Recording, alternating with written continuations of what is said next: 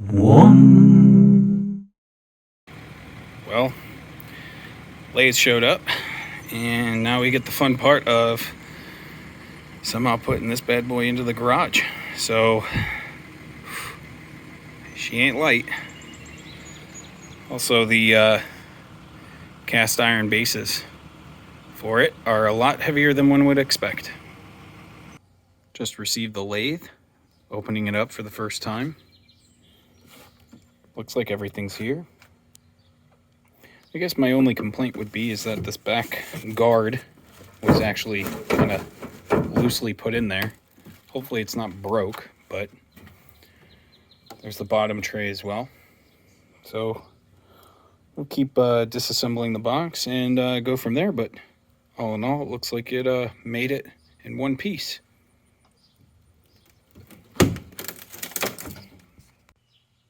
So unpacking all the parts. Inside the box, you will find the toolbox. It was sitting on top of the lathe. And miscellaneous random parts and pieces. You got your bolts, brackets, the top of the table. I do have to say the cast iron base was a good choice. It has drawers. They're offset because of the brake, the foot brake. It has the linkage that goes in that side. So they make it look like a full drawer, but they're lying. It is a little bit smaller. But yeah.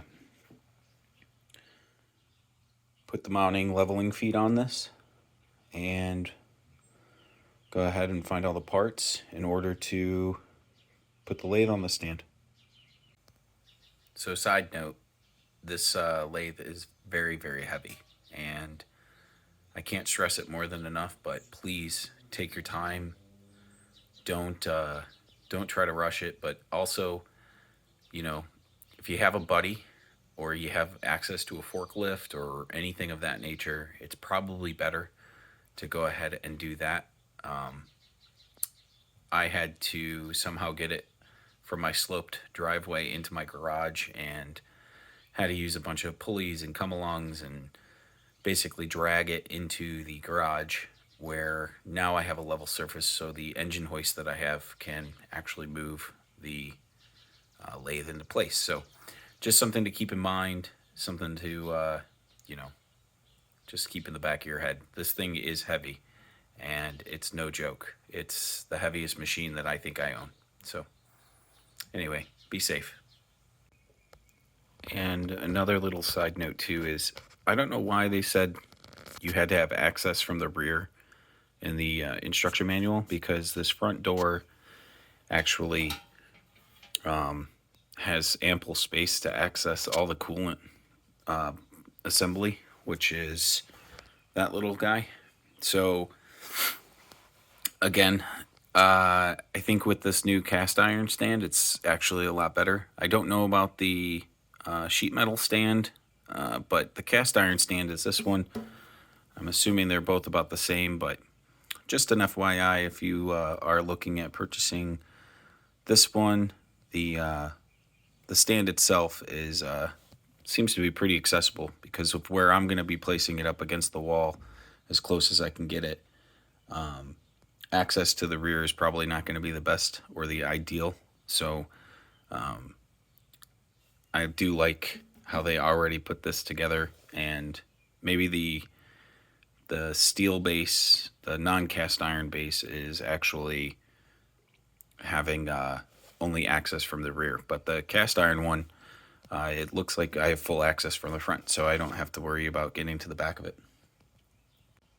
And then also looking at the other leg itself, in order to get access to all the linkage, it looks like we're just getting into this panel right here. Again, there's nothing on the back end or the back side of it. And you can see there's nothing back there. So besides the lathe itself having back access, anything with the base, you should be good with the side and the front. And here's the lathe. I took the plastic off just to kind of make sure everything was good. I did see something pretty interesting on the dials. Actually, if if you can kind of see, they gave you two different tick marks because this dial has actually two different sides to it. I don't know if anyone else's lathe came like this, but it has an inch designator on the top here. And I can kind of zoom in a little bit better here. And then down here is actually a millimeters, 0.02 millimeters tick mark. So keep in mind, though, I'm going to be talking about the millimeters, but really the millimeter dial doesn't reset a full, 180 degrees.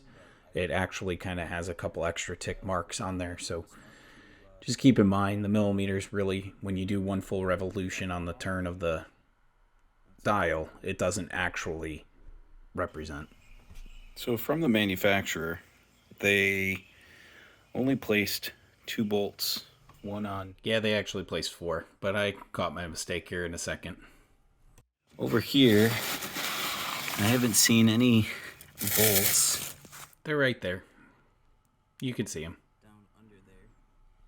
And in doing so, this pallet actually shifted a little bit. No, it didn't shift. To this bottom corner. Just see it tweaked actually a little bit, so I'll take a hammer to that and straighten it out. But you can just see it, it's rubbing back here on the belt pulley. But so Precision Matthews actually compensated me for this issue. I just found the bolts, by the way. But if you have something that's damaged, obviously contact Precision Matthews. They're great to work with. And something cool that I didn't know actually came with the lathe was a spider. An actual spider came with it. Found this in the toolbox. And yeah, I didn't think, looking at everyone else's posts, this didn't come with it, but apparently it did. So, pretty cool. So, also because of this just kind of free floating in there, you can see it got a little dinged up in its cargo ride over here. And I thought Precision Matthews used to provide touch-up paint, which would have been nice for this one, but unfortunately, I didn't see anything in there. Yeah, for the most part, everything's good, minus that that side. And it does look like actually it was a shipping issue because when they bolted it down, this bolt head's actually sticking up. So I have a feeling when they set the machine down, somehow it came in contact. You can see. Bingo. Talked in Precision Matthews. That's exactly probably what it was. And again, they actually sent me some internal threading tool boring bar instead of sending me a new door, which was really nice because I could fix the door myself, but unfortunately, stuff happens when it ships. Just something to keep in mind. These things do have to travel quite a bit of ways to get here, so. Okay, so the lathe comes with a couple brackets that get attached to the base here, but what you want to do is pull out your drawers first and then kind of align everything with the brake. So these will end up lining up, fit through the hole, and try to align everything right now. Just rough set these to kind of see if it lines up, which fairly close. This needs to be adjusted this side a little bit. Also to note too, this lever is for that brake, and in order to access it, you do need to take off this panel off to the side here. And one thing to mention, you might not want to put that in yet until the lathe is set, because unfortunately you won't be able to set the lathe on top of the stand. So yeah, just I learned that the hard way when I put it on the stand, so don't attach the linkage yet. You'll do that once the lathe is set. Everything lines up appropriately. But that's the lathe stand. So funny note, the lathe stand I ended up moving because I didn't realize that my engine hoist couldn't fit in that particular spot in the garage. So think about that before you build the lathe stand. You'll see in the next little bit here, it's definitely not in the same spot. All right, so this photo I wanted to stop and show you. My engine hoist is on the bottom, and how I have it rigged is per Precision Matthews instructions. I had thought I could get it the other way due to my cherry picker size, and I thought I could reach basically to the end of the feet and then somehow slide it horizontally. So I had to shift the lathe about 6 feet to the right from where I had it originally set up.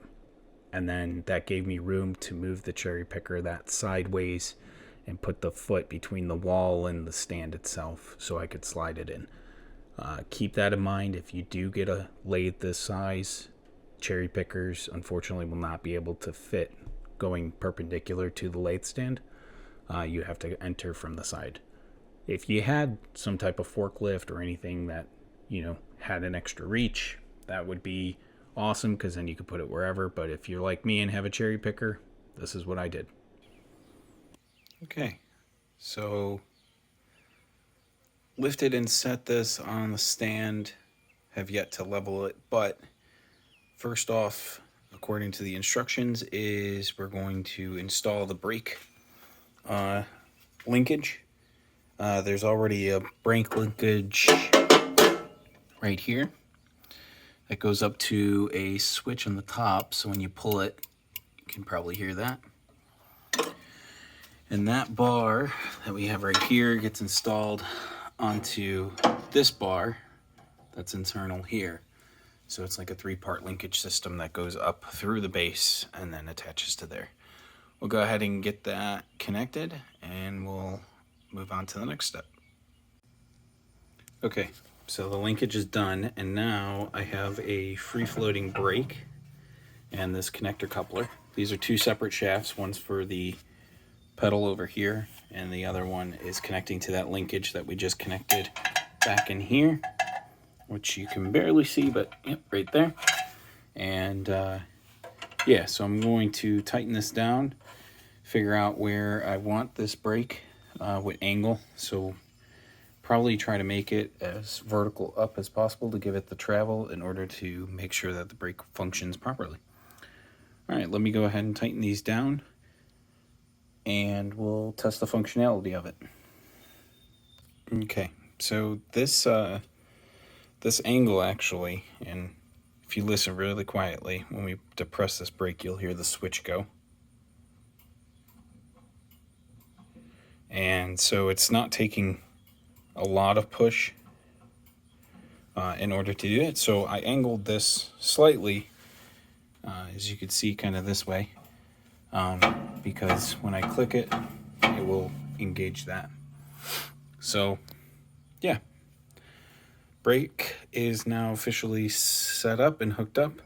So let me go grab the power cord and plug this bad boy in. All right, back of the machine. Flip it on. Work light's on. Operator light telling you power is to the machine. Let's go ahead and make sure first off we're set on B1, which is B1. Looks like about 100 RPM. It's not, but I figured out RPMs after I made this video. Cover's down. Yeah, let's flip this. And you can hear the machine kicking on. And then let's just... Brake works. It stops it immediately. Don't look at my feet. You didn't look at my feet. Yep, you probably rewinded this video and looked at my feet. And yeah, everything seems to be functioning properly. All right. Let's get down to installing the coolant system, making sure that our flood coolant then will be functioning properly. And while we're here, let's go ahead and check to make sure this sensor is working, and then as well as the door, just for safety. So let's flip this on. Oh, see, power's not even on the machine. I didn't even notice. Let's go ahead and flip the machine on. Flip the lever up. And okay, that works. Move the machine lever back down, reset it, and let's go to this hatch.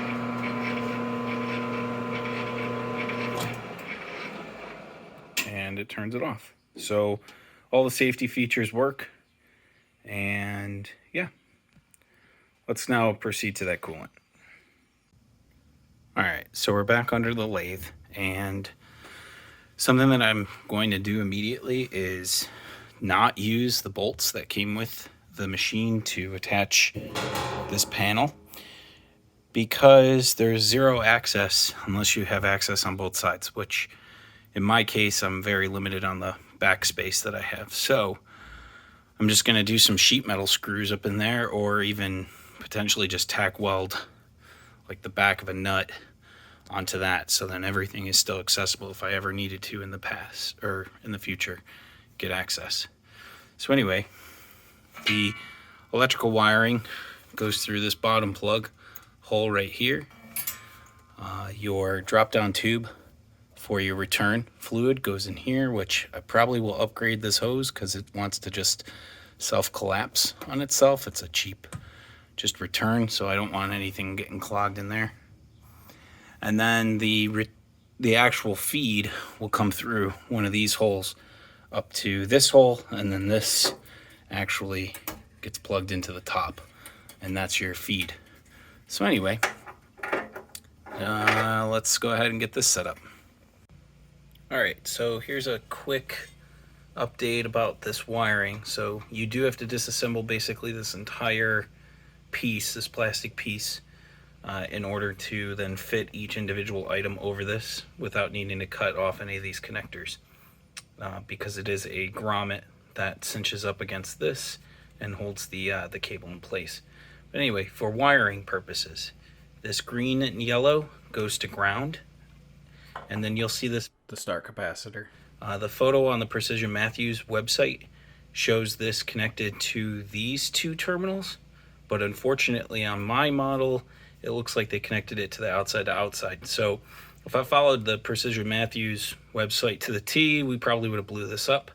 So anyway, the two terminals that have these, or this black box connected to, one should have a brown wire which lines up with the brown wire from the machine, and the other one should have a black wire, matches up to the black.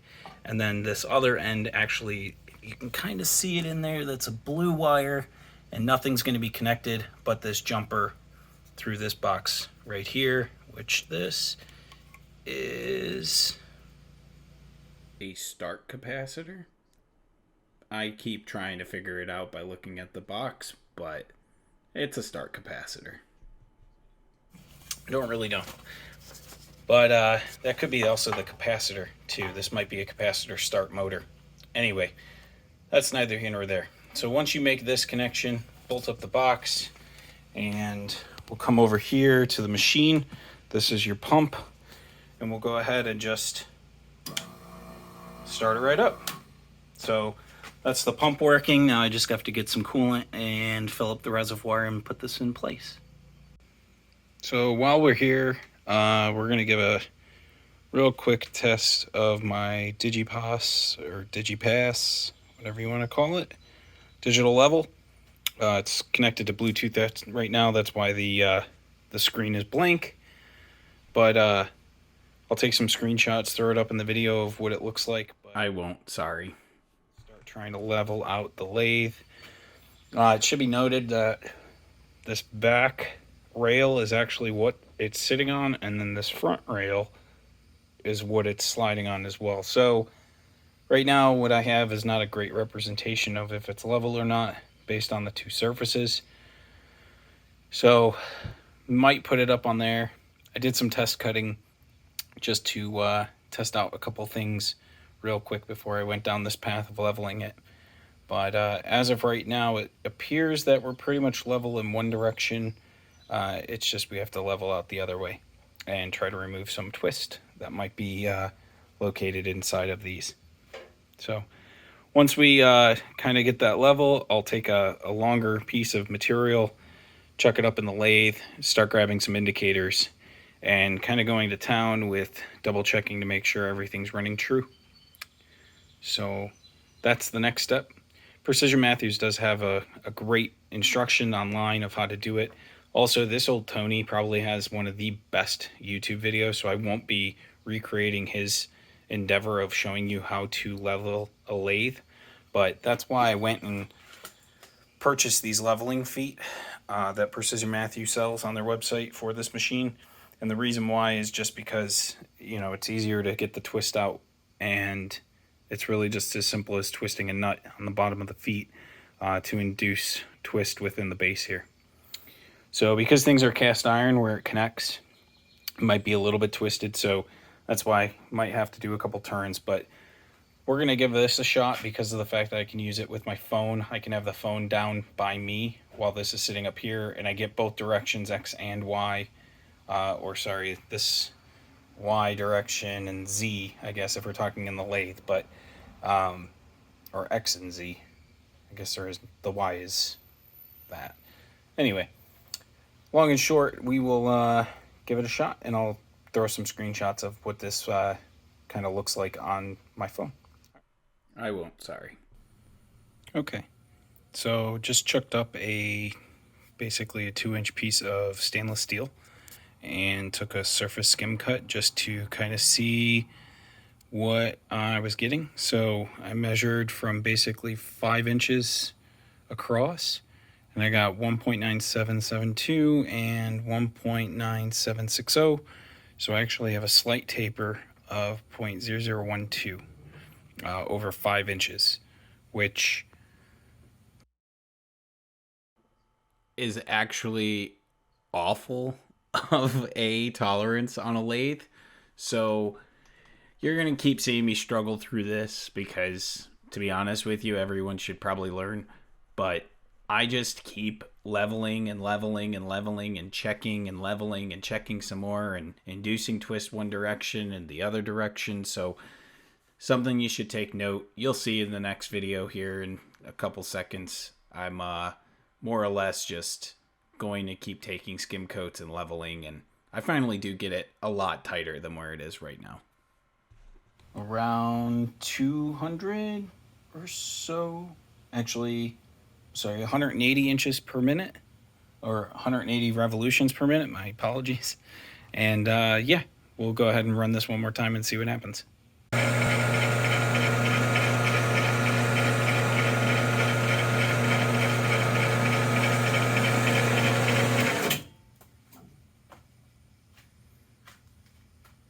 So I went ahead here and took just a very light skim cut, actually, and we'll take a measurement. All right, so second cut, just as basically a skim cut, I got down to 0.002 difference between the two for 5 inches long. So I think that's all within the manufacturer's specs. I'm so funny. This is completely me just saying how 2 10,000ths is acceptable for a lathe, and it's not. So, especially over 5 inches, like that's probably really bad. So, again, I sleep on it, and hopefully in the next little video you'll see here, I did end up getting it a lot tighter than where it was, but enjoy. The surface finish isn't the best, and so I got to work on my speeds and feeds for this material. This is stainless, but at least it gives me a ballpark for what I'm working on. So I wanted to give an update real quick because this has been a few days after I actually did the video.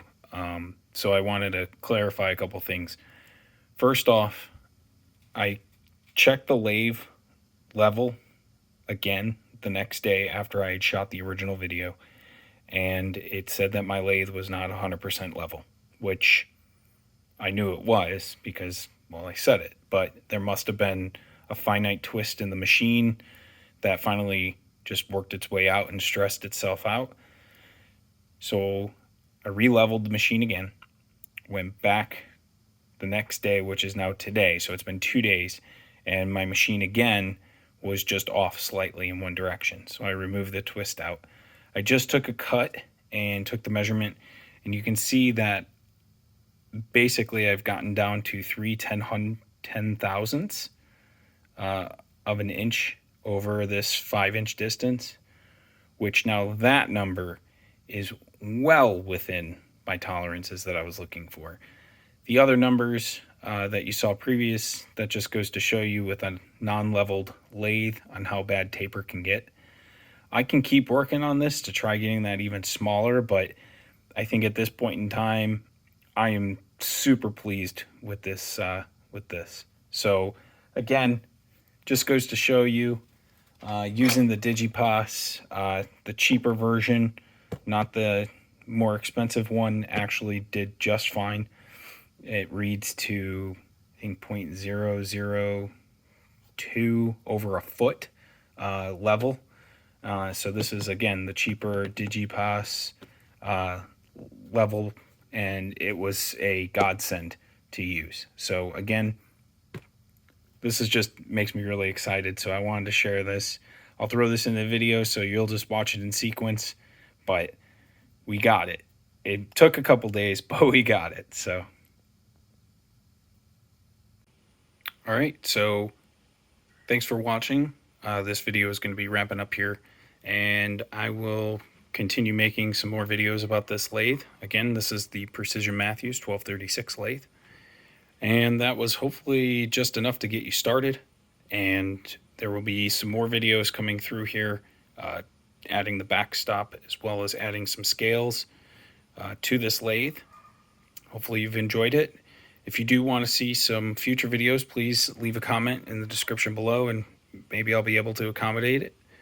Like I said, I'm just going to be doing some more videos about finishing this up, but also on the next project doing something similar to our guys over at Practical Renaissance and making some modifications for the G0704. So hopefully we get some good content coming out for you guys. And again, if you have any questions, please let me know. Thanks.